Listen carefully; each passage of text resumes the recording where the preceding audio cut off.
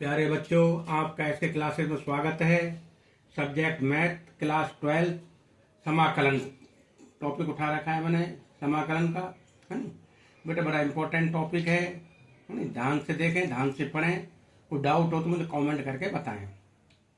समाकलन पूरा chapter 4 number का है बोर्ड एग्जाम में, और क्वेश्चन ऐसे ही आते हैं। जैसे मैंने क्वेश्चन लिया है समाकलन का कि समाकलन 1/sin x into cos Q x D x का आपको समाकलन करना है। ये अनिश्चित समाकलन है। अगर समाकलन आपको दिया गया है तो उससे पहले आप आई लेट कर लें, आई मान लें, ठीक है। आगे हम कैसे करें इसको, पहला तरीका मैं करा चुका हूं। दूसरा तरीका देखें इसका। दूसरा तरीका करना कुछ नहीं है, जैसे हमने पहले में किया है। जो I2 था उसमें हमने कॉस से गुणा और कॉस से क्या किया, हर में डिवाइड। ऐसे ही हम इसमें करेंगे कि हर में कॉस एक्स से गुणा और कॉस एक्स से भाग देने पर क्या लिखा मैंने, हर में cos x से गुणा और cos x का भाग देने पर, हर में। तो देखो क्या रिजल्ट निकलता है अपने पास। Integral 1/sin x into cos cube पहले से ही है, फिर मैंने इंटू किया cos x upon cos x। कोई फर्क पड़ेगा क्या, कॉस से कॉस कट जाएगा। लेकिन हमें ऐसा करने पर कुछ नई चीज प्राप्त होगी, है नहीं, जिनसे हम सूत्र के रूप में लिख सकते हैं, फॉर्मूले के रूप में लिख सकते हैं इनको। आगे देखें आप, 1/sin अपॉन कॉस tan होता है। tan क्लास पढ़ाया आपने, बिल्कुल फेवरेट आइडेंटिटी है ये, साइन कॉट और tan की। Sine upon cos equal to tan, उल्टा घुमा के cos x upon sine x equal to cot. तो साइन अपॉन कॉस मैंने क्या लिख दिया, tan लिख दिया, tan x। Sine cube into cos x multiply हो रहा है, तो क्या लिखूं मैं, कॉस 4x। वेरी गुड, ये आपने लिख दिया। यहां तक आशा है समझ में आया होगा। आगे चलें।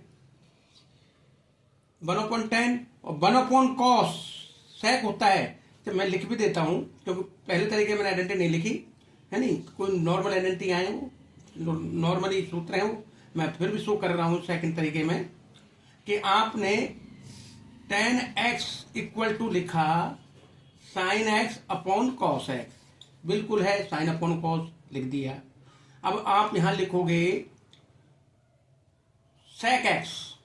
10 क्लास की आइडेंटिटियां हैं, फार्मूले 1/cos। अगर यहां जितनी पावर लग रही है उतनी पावर हम लगा देंगे। 1/cos की पावर कितनी है, 4। तो ऊपर तो आ गया अपना sec 4x, नीचे क्या है अपने पास, tan x dx। क्या मैं sec 4 को इस तरीके से लिख सकता हूं, sec square x into sec square x, sec square x into sec square x dx upon tan x। बिल्कुल लिख सकते हैं, मल्टीप्लाई को sec की पावर 4 होगी। अब फिर वही 10th क्लास की आइडेंटिटी काम आएगी, फार्मूले काम आएगा कि sec स्क्वायर x बराबर 1 प्लस tan स्क्वायर x होता है। मैं इस sec स्क्वायर की जगह ये रख सकता हूं, दोनों की जगह नहीं, केवल एक की जगह मैंने ये लिख दिया। देखते हैं क्या बनता है।